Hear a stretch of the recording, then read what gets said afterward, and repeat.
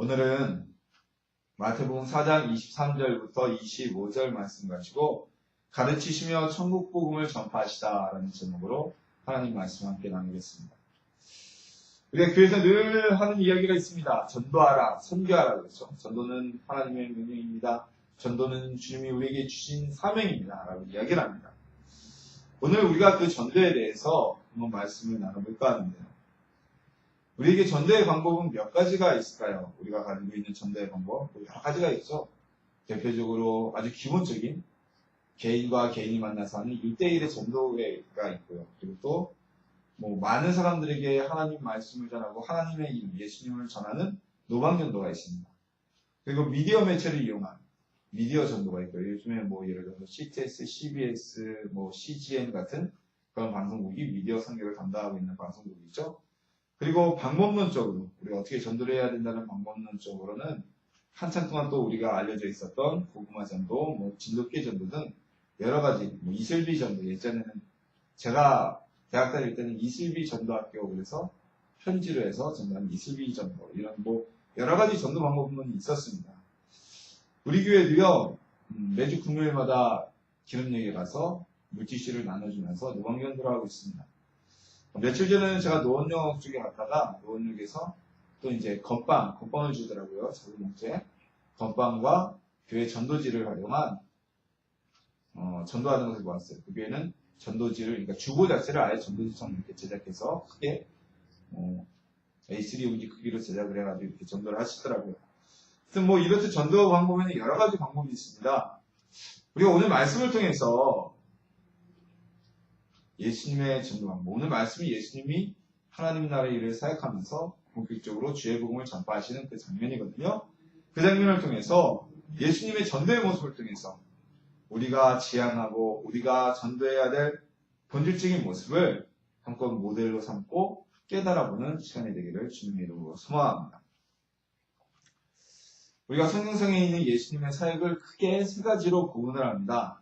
무엇이라고 하냐면요. 가르치시고 그리고 치료하시고 선포하셨다라고 우리가 얘기를 합니다. 그 중에 첫 번째, 가르치시면 사역이 우리 오늘 본문 말씀에도 그대로 나타나고 있습니다. 오늘 말씀에 보면요. 23절에 보면 예수께서 갈릴리에 두루다니사, 온 갈릴리에 두루다니사 그들의 회당에서 가르치시며 라고 기록되어져 있습니다. 자, 온 갈릴리 지역을 순회하시면서 회당마다 가서 백성들을 가르치셨다는 말씀입니다. 자, 회당은 당시 유대인들의 신앙과 교육의 중심지였습니다. 이 회당의 역사는 다음과 같아요. 이스라엘 백성들이 유대인들이 주전 587년으로 보는데 BC 587년에 남왕국 유대가 멸망함으로 인해서 이스라엘 민족으로 구성된 나라는 지구상에서 사라지게 됩니다. 그리고 그들이 멸망만 당한 것이 아니라 많은 귀족과 많은 지혜 있는 자들이 바벨론 땅으로 끌려가서 바벨론의 타국에 억지로 자리 잡게 됩니다. 당시 바벨론의 정책이라는 것이 그 민족을 그 나라에 그대로 두는 정책이 아니었어요. 민족 혼합 정책, 융화 정책으로 인해서 막 민족들을 섞었고 빈 유대 땅에는 다른 민족을 몰아넣어서 데려다 이주시켜서 피를 섞이게 만들었는데 유대인들이 나라를 빼앗기고 우리는 일제 30년 동안 나라를 빼앗겼어도 결국 대다수의 한국인들은 우리 한반도에 살 수 있었잖아요. 근데 이제 바벨론은 그렇지 않고 유대인들을 바벨론으로 끌고 간 겁니다. 메소포타미아 제국으로. 그러니까 다른 나라에 끌려간 유대인들이 이제 깨닫게 되었어요. 나라를 잃은 것은 우리가 하나님의 범죄로 인해서 하나님께 범죄함으로 인해서 하나님께 징계를 받는 것이다라는 것을 그때야 깨닫게 되었습니다. 그리고 비록 그들이 이제는 타국에 하나님이 주셨던 가나안으로부터 쫓겨나서 다른 나라에 있었지만 또다시 두 번 다시 같은 실수를 반복하지 않기 위해서 하나님의 율법을 가르칠 교육기관을 설립을 합니다. 그곳이 바로 회당이라는 곳이었습니다.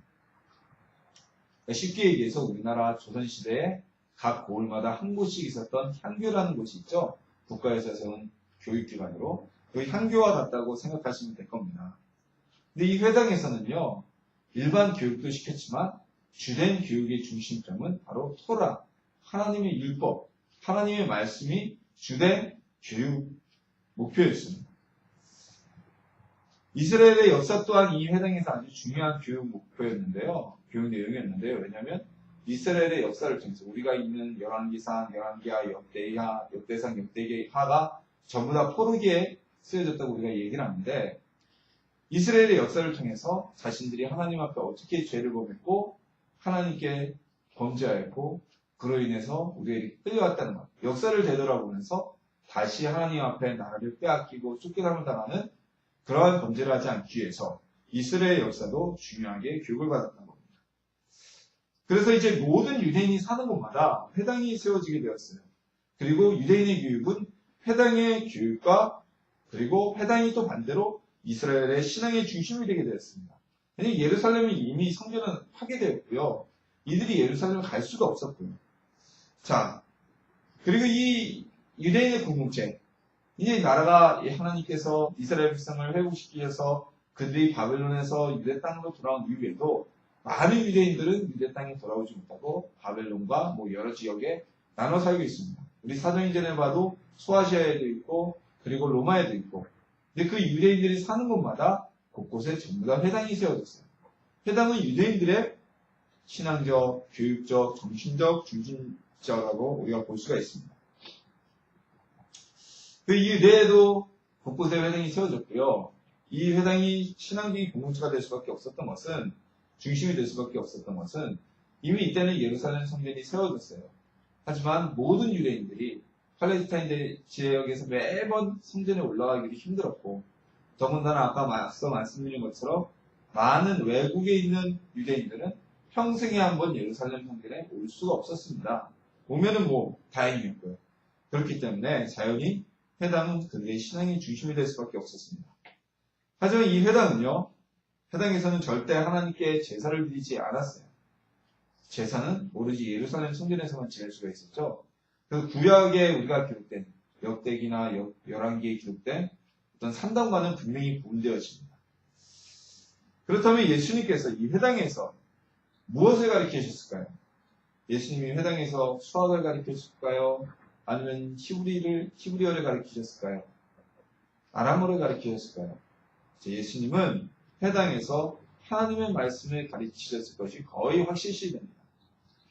참 그 자리에 있었던 사람들, 예수님의 말씀을 들은 사람들은 복받은 사람들이에요. 왜요? 예수님이 그 말씀의 본질이시잖아요. 그리고 예수님이 그 말씀을 하신 곧 하나님이시잖아요. 그 말씀의 본체이신 예수님의 말씀을 듣고 가르침을 받았으니까요. 얼마나 복된 일입니까? 우리가 오늘날에도 뭐 저자와의 대화 뭐 이런 시간들이 있죠. 그래서 일반 소설을 쓴 저자와의 대화 시간들이 있지만 학문적인 분야에서 세계적으로 인정받는 석학들이 한국을 내한하고 그리고 그들과의 대화 자리가 있다고 하면 많은 사람들이 그 자리에 가서 직접 그 책을 쓴 저자의 이야기와 그들의 뜻을 대변을 듣기 위해서 모여듭니다. 저도 뭐 유명한 하비 콕스나 몰트만 박사의 그 내한 세미나에 몇 번 갔었는데 이것처럼 예수님이 심지어 저자도 그런데 예수님이 하나님 그분이 하나님께서 당신께서 하신 말씀을 알려주시는데 그분이 하신 율법을 해석해 주시는데 얼마나 복되고 기쁜 자리였어요. 정말 복받은 사람이었습니다. 예수님이 무슨 말씀을 가르쳐 주셨을까요? 율법을 주신 하나님이신 그 예수님께서 당시 율법학자들과 바리새인에 의해서 왜곡되어진 하나님의 말씀을 바로 잡아주시고 그리고 원뜻을 알려주셨을 것입니다. 바리새인과 율법학자들은 하나님이 주신 율법을 왜곡했어요. 그래서 이 율법이 더 이상 이스라엘 백성들에게 은혜가 아니라 어깨에 무거운 짐이 되어버렸어요. 멍해가 되어버렸어요. 하나님은 그들에게 율법이 주신 일은 그게 아니었거든요. 하나님께서 주신 그 율법의 원뜻을 알려주시고 그리고 이 세상에 그리스도가 오게 되시고 메시아가 오게 될 것을 아마 분명히 알려주셨을 것입니다. 자, 여기서 우리가 전도를 하면서 우리가 분명히 해야 될 점을 한 가지 우리가 알 수가 있습니다. 우리도 전도를 하면서요, 복음의 본질을 전할 수가 있어야 됩니다. 정확한, 왜곡되지 않은 복음 그 자체를, 구원의 복음을 전할 수가 있어야 합니다. 전도하면서 단순하게 이런 얘기 많이 하죠. 아유, 아무개야, 이거 어렵냐? 우리 예수님 교회 다니면 너 물질적으로, 경제적으로도 회복될 거야. 부자 될 거야. 누구도 그렇고. 아니면 너 아프지. 너 예수 믿으면 그냥 고칠 수 있어. 아니면 너 불행해? 예수님 믿으면 마음이 편히 오고 기뻐. 틀린 얘기는 아닙니다. 하지만 이 이야기들이 전도의 핵심적인 주제가 되어서는 안 된다는 것입니다. 자, 어느 교회에서 있었던 일입니다. 어느 날 집사님으로부터 목사님께 전화가 왔어요. 그리고 그 전화의 내용인즉슨 이 집사님이 평소에도 전도하려고 계속 노력하고 대화를 하고 접촉하던 이웃이 있었는데 그 이웃의 어머니가 돌아가셨다는 겁니다. 근데 이분은 교회를 안 다녔지만 그 어머니는 예수님을 믿고 교회를 다녔는데 이분이 오랫동안 병치를 하시는 바람에 요양원과 그 병원을 다니시다 보니까 그때 당시 출석하던 교회가 없으셨다고 그래요. 그렇죠. 병원에 오래 있고 요양원에 오래 있으면 뭐 예배드려 가지 못하니까. 그래서 기독교식으로 어머니가 예수님을 믿었으니까 장례를 진미하고 싶은데 그걸 부탁할 목사님이나 교회가 없다는 이야기를 들었다는 겁니다. 그래서 목사님께서 혹시 진례를 해주실 수 있냐고 이렇게 부탁의 전화가 온 거예요. 그러니까 목사님 입장에서는 어때요? 전도를 한다는데, 그렇죠? 영혼을 구원한다는데. 그리고 또 집사님의 부탁인데 흔쾌히 알았다고 이렇게 장례 예식을 진례를 하셨다고 합니다. 이 솔직히 교회에서 목회자들이 하는 많은 예식들이 있는데 그 중에서 가장 어떻게 보면 시간이 많이 투자되고 힘든 게 장례 예식입니다. 결혼 예식은 가서 결혼식 때 예배 인도 한번 하면 끝나잖아요. 근데 장례 예식은 기본적으로 어때요? 일관 예배 드려야죠. 그리고 교회에서 집전하게 되면 뭐 계속 가서 하루에 6분씩 한 번씩이라도 예배를 찬양 드려줘야죠. 그리고 하반 예배까지 전부 다 드려야 됩니다. 하반 예배 내지는 화장장에 가서까지 예배를 드려줘야 돼요. 쉬운 예배가 아니에요. 그래도 목사님은 영혼 구원하는 게 그 무엇보다 목회자의 목적이 무엇입니까? 목사님은 성도가 공급게 되고 한 영혼을 구원하는 게 더 기쁜 일이죠. 그걸 위해서 목회자가 있는 거니까요. 그래서 흔쾌히 가서 예배를 다 진리해 드렸어요. 그리고 장례를 마쳤어요. 자, 그리고 이 어머니의 장례를 치른 분도 집사님의 인도로 교회를 출석하기 시작했습니다. 그동안 한 달쯤 교회를 열심히 다녔어요. 한 달쯤 지나자 점점 교회를 안 나오기 시작하는 거예요. 그래서 그 분을 전도한 집사님이 가서 신방을 했더니 이런 얘기를 하더랍니다. 교회 나오고 왜 요새 뜸하시냐고 같이 교회를 가자고 얘기를 했더니 하는 말이 아니 내가 그 정도 한 달 정도 교회 나오고 헌금했으면 내 할 돈은 다 한 것 아니냐 이런 얘기를 하시더래요. 그리고 교회를 안 나오기 시작하더라고요. 자, 뭐가 문제일까요? 그분이 교회를 나오고 예수님 앞에 나온 것이 우리의 영혼의 구원과 영생을 위한 것이 아니라 어머니의 장례를 치러준 것에 대한 인간적인 보답이 였기 때문에 그 일에 대한 성의를 보였다고 생각하자 더 이상 교회를 나오지 않고 떠나가게 된 것입니다.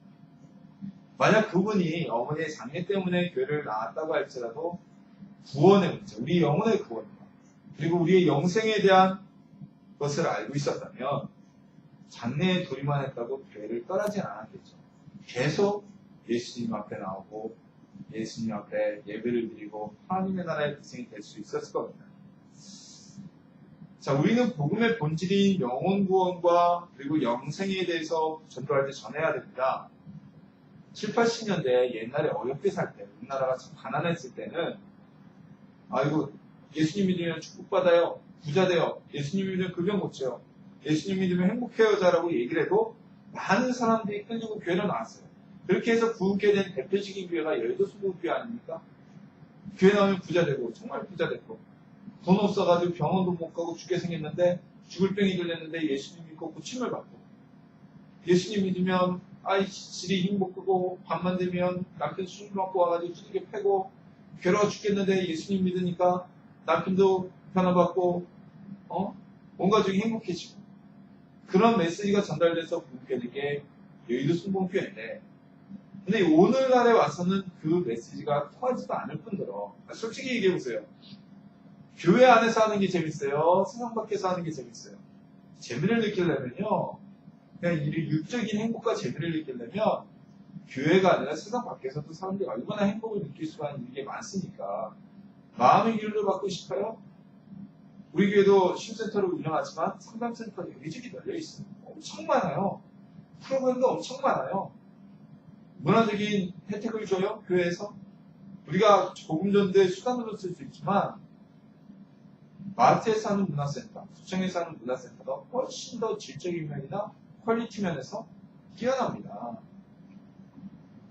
우리 교회에서 전도하는 이유는 예수님이 회당에서 하나님 나라의 복음을 온전한 말씀을 다시 가르치셨던 것처럼 우리가 전도할 때 그 중심의 첫 번째 핵심 메시지는 바로 영혼 구원과 영생이라는 사실을 우리 꼭 전해야 된다는 것입니다. 이 부분이 빠지고 다른 것이 전도에 앞장서서 들어가게 되면 열매를 맺을 수가 없어요. 우리는 복음의 참 의미를 전해야 됩니다. 그것이 전도입니다. 전도가 무슨 뜻입니까? 도를 전하는 것입니다. 무슨 도를요? 그리스도의 도를 전하는 것입니다. 그리스도의 도가 무엇입니까? 바로 복음입니다. 영혼의 구원.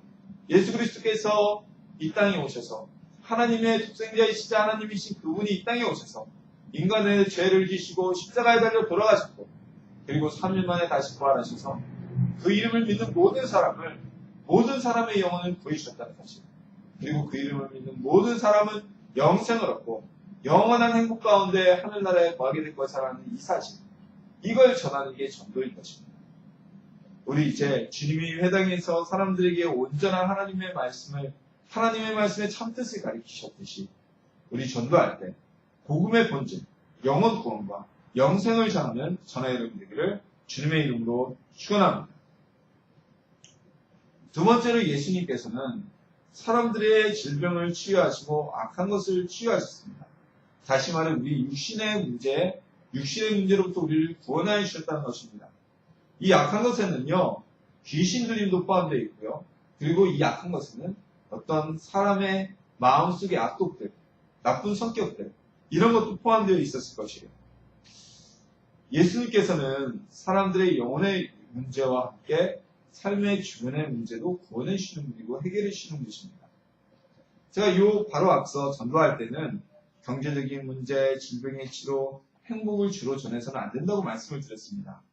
하지만 그 자체를 부인하는 것이 아닙니다. 예수님을 영접하는 주된 이유가 영혼 구원이 되고 그 뒤에 바로 예수님의 치료하심이 임재하게 된다는 것입니다. 예수님을 믿는 이유가 영혼 구원보다 이 병 고치고 이게 앞장서서 되어서는 안 된다는 것이에요. 자, 예수님께서는요, 병을 치료받기 위해서 예수님께 온 사람들을 고쳐주셨습니다. 이 부분이 우리 말씀의 핵심이에요. 귀신도 쫓아주셨어요. 예수님의 복음은 그냥 우리 영혼만 구원하는, 우리의 영생만 주시는 그런 형이사각적인 복음이 아닙니다. 이 땅에서는 지질이 힘들어 죽겠는데 땅의 문제는 해결되지 않고 하늘의 문제만 해결하시는 그런 복음이 아니에요.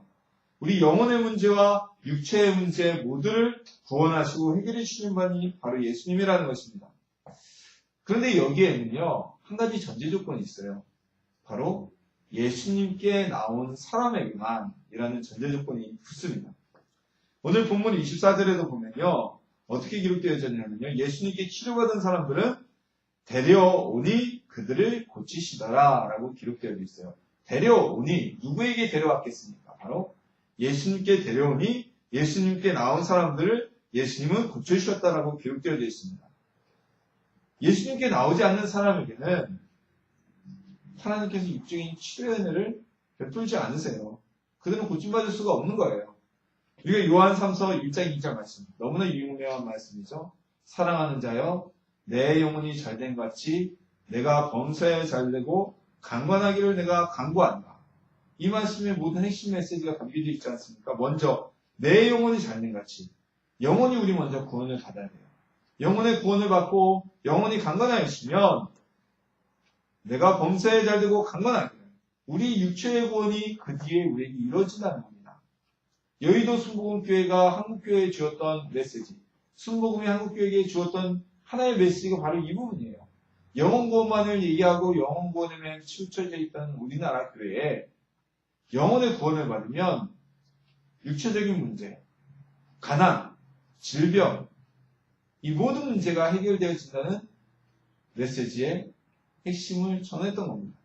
그래서 그 70년대, 80년대 가난한 사람들에게 희망의 복음을 줬다고 그러죠. 희망을. 교회 나와서 천국만 보는 게 아니라 천국은 좋죠. 그 천국 가기 전에 이 땅에 사는 게 너무 힘든데 이 땅에서도 축복을 받는다는 메시지를 줬고 또 그대로 그들의 영혼이 하나님께 부르짖고 간구하니까 어떻게 되겠어요? 성령 충만함 받으니까 예수님께서 그들의 문제를 해결해 주시는 건 당연한 일이고요. 그래서 많은 사람들이 고침을 받고 부유하게 되고 축복을 받는 은혜를 입었지 않습니까?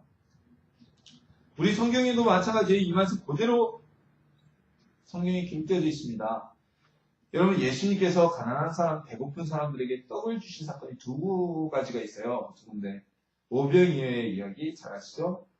예수님을 쫓아서 수많은 사람들이 광야로 나왔는데 오랜 시간 동안 이들이 예수님의 말씀을 듣다 보니까 먹을 게 없었어요.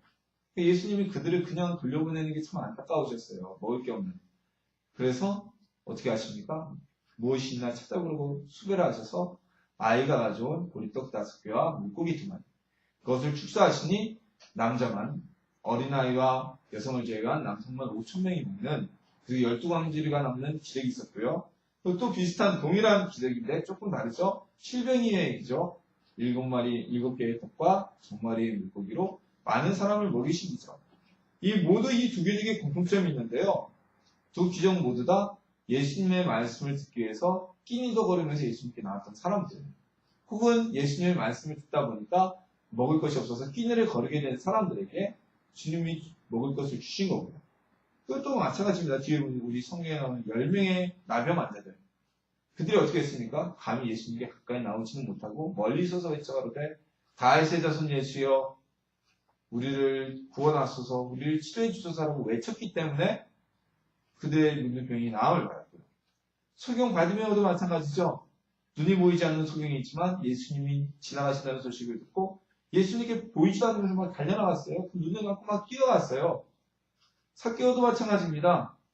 예수님이 오신다는 소식을 듣고 사람들 사이에서 볼 수가 없으니까 다 큰 어른이 나무 위에 올라가서 예수님을 보고자 했으니까 예수님을 영접하고 구원을 받게 되고요. 심지어는 요한복음 3장에 기록되어진 니고데모, 유대의 공의원, 존귀한 자였던 니고데모도 예수님께 나왔기 때문에 예수님의 말씀을 들을 수가 있었던 겁니다. 예수님을 믿으면 믿는 자에게만 영혼의 구원을 받고 또한 우리 삶의 문제들, 가난함과 질병과 취업의 문제, 요즘 심각하죠? 이런 모든 문제, 마음의 아픔, 그냥 한때 즐거워지는 것이 아니라 우리 마음속에서 영생하도록 생각하는 행복, 우리의 삶에 그 불행을 주는 문제를 해결하는 근본적인 문제를 해결하는 행복을 주님께서 주신다는 겁니다. 우리는 그래서 이렇게 전해야 됩니다. 예수님을 믿으면 우리의 영혼도 구원받고 당신의 삶의 문제도 해결되어집니다. 안무개야, 이거 진짜 아프지? 정말 고통스럽지? 예수님을 믿어. 그럼 예수님을 믿으면 너의 영혼도 구원받고 그리고 너의 그 아픈 병도 낫게 될 것이야. 안무개 씨 지금 참 힘들죠? 예수님을 믿으면요. 영혼의 구원을 받게 되고 당신의 그 힘든 문제가 해결될 것입니다. 라고 전해야 된다는 것입니다. 우리의 삶의 구원자이신 예수님을 전하는 자녀들이 되길 원합니다. 그리고 우리에게 육체적인 문제를 해결하시는 그 예수님도 전하는 치유의 주님을 전하는 전하의 이름 되기를 주님의 이름으로 소망합니다. 우리 본문 말씀에 앞서서 본장 17절 말씀에 보면요. 예수님의 공생애, 예수님이 하나님 나라의 일을 시작하시면서 첫 번째 하신 일이 기록되어져 있습니다. 내용을 제가 번역하겠습니다. 이때로부터 예수께서 비로소 전파하여 이르시되 회개하라 천국이 가까웠느니라 하시더라. 예수님께서는 하나님 나라의 일을 시작하시면서 첫 번째로 하신 일이 바로 하나님 나라의 임박을, 하나님 나라 고독이 될 것임을 선포하셨습니다. 바로 예수님의 선포의 사역이 시작되었다는 것입니다. 예수님께서는요, 하나님의 나라가 늘 임재할 것을, 고독이 될 것을 선포하고 다니셨습니다. 선언하셨습니다. 예수님의 오심으로 인해서 이 땅에 복음의 선포가 있었고, 그리고 하나님의 나라가 실현되기 시작하였습니다. 자, 그래서 어떻게 돼요? 예수님의 이름을 믿는 모든 자마다 하나님의 백성이 되어야 되고, 하나님의 백성이라는 것은 무슨 뜻이에요? 하늘나라 속한 자들이란 얘기예요.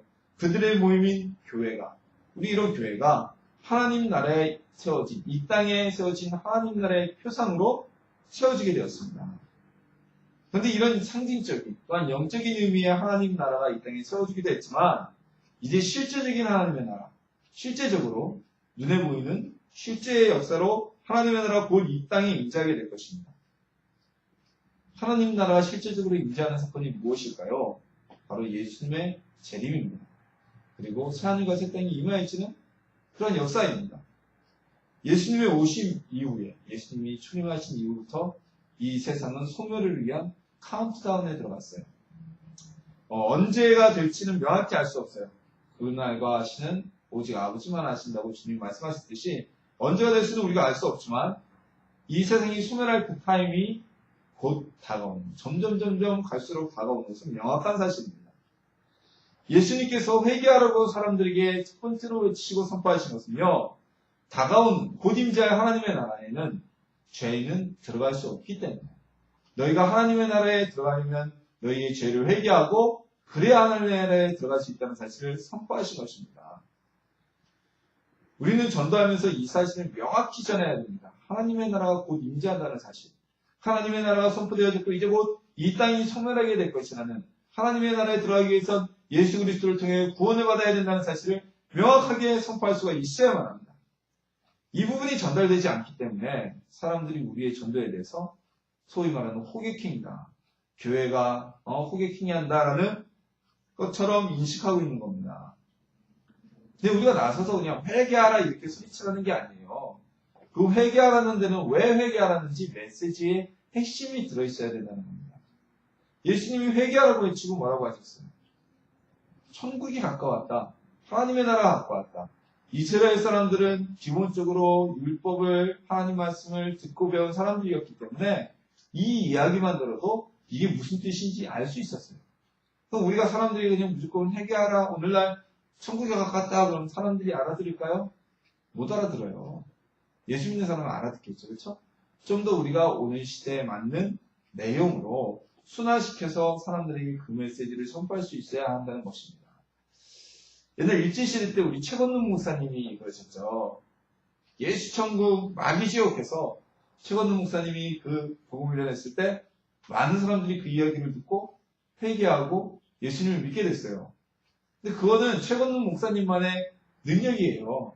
우리도 똑같이 흉내내서 되는 게 아닙니다. 하나님께서 최건능 목사님에게 허락하신 어떤 달란트고요. 하나님이 최건능 목사님에게 주신 성령의 은혜예요. 그래서 그 목사님이 그렇게 전했을 때 그 메시지가 듣는 사람 마음을 울리고 하나님께 나오게 하고지, 오늘 이 시대에 우리도 똑같이 한다고 그냥 예수 천국 마귀지 외치는 게 아닙니다. 하나님의 나라를 선포하되 우리가 왜 그 전도를 해야 되는지, 당신이 왜 그 이야기를 들어야 되는지 정확히 전할 수 있어야만 한다는 겁니다. 선포할 수 있어야만 한다는 겁니다. 그래야 사람들에게 당신이 구원을 받고 영생을 받고 영혼 구원을 받는다는 이야기가 들려지게 되는 거예요. 이 세 가지가 합쳐질 때 이 부분이 제외되면 당신 영혼 구원 받아야 돼, 영생을 받아야 돼, 그럼 이게 뭔 소리야 이렇게 넘어가고 말죠. 우리가 예를 들까요? 이제 작년에 우리나라에 참 크게 안타까운 일이 있었죠. 제가 지금도 그 일을 생각하면 너무나 마음이 안타까운데 세월호가 침몰해서 많은 학생들이 생명을 잃는 일이 있었어요. 참 비참한 일이죠. 두 번 다시 생각하고 싶지도 않고 일어나서는 안 되는 일이 있었죠. 근데 그 일이 일어나고 나서 사람들의 인식이 많이 바뀌었어요. 어떻게 바뀌었죠? 왜 안전하게 우리가 모든 안전 요소를 지켜야 되는지, 왜 우리가 대피 요령을 미리 숙지해야 되는지, 왜 우리가 안전 규칙을 지켜야 하는지 사람들이 인식하게 됐어요. 그뒤에 또 하나의 큰 사건이 있었어요. 환교에서 콘서트를 공연해 보는 분들이 환풍구에 올라가서 있다가 환풍구가 무너져 내려서 많은 분들이 또 생명을 잃는 안타까운 일이 있었어요. 그들이요, 길거리에 가다 보면 여러분 사람들이 환풍구 위에 걸어 다니질 않아요. 옛날에 저도 막 걸어 다녔거든요. 지하철 환풍구 뭐 평평하게 있는 데 있잖아요. 뭐 종로 쪽에 가면. 저도 이제 될 수 있으면 잘 안 걸어 다녀요. 사람들이 다 피해가요. 환풍구가 이만큼이고 이도 이만큼인데 번잡해도 옛날에 이걸 막 건너라 했는데 이제는 여기 다 비어두고 이 좁은 데로 막 끼어서 돌아다녀요. 왜 그럴까요? 사람들이 깨달게 된 거예요. 아, 저기 걸리면 왜 안 되는 거야? 저기 걸리면 왜 안 된다는 거를 그 사건 사고를 통해서 알게 된 거예요. 그전에는 아무리 사람들이 얘기해도 야, 거기 올라가면 안 돼, 지나가면 안 돼, 콧방울 푹푹 꼈잖아요. 안전수칙 지켜야 돼. 그러면 안전수칙 뭘 지켜? 그냥 그런 대로 하면 되지. 근데 그런 일들을 통해서 사람들이 인식을 하니까 말하지 않아도 지켜야 되는 거예요. 우리가 하나님의 나라를 선포하는 이유, 하나님의 나라가 왔다는 사실, 하나님 나라의 심판이 곧 임재했다는 사실을 사람들에게 명확히 전해주면요. 예수 믿지 않으려고 해도 믿지 말라고 해도 그 사람들 몰려와요. 교회 오지 말라고 해도 오게 될 거예요. 이 부분이 우리가 정확하게 선포할 수 있어야 되는 겁니다. 하나님의 나라가 곧 오게 될 것이고 임박하게 있게 될 것이고 하나님 나라의 임박에는 곧 심판이 있게 될 것이고 죄 있는 자는 구원받지 못한 사람은 그 심판을 절대로 피해갈 수 없다는 사실, 이 사실에 대한 선포가 전함이 있어야 된다는 것입니다. 그래야 되보세요. 이 사실이 사람들에게 전해지게 되보세요. 살 수 있는 길은 교회뿐인데 오지 말라고 문을 막아 물려들게 될 겁니다. 우리 주님의 나라에 하나님 나라가 임박했다는 사실, 그리고 이 땅에 심판이 임박해 온다는 사실을 전하는, 선포하는 전해내는 되기를 소망합니다. 우리가 전도하는 이유가 왜인지 명확하게 믿지 않는 자들에게 전파되어지는, 선포되어지기를 주님의 이름으로 소망합니다. 말씀을 마무리 짓겠습니다.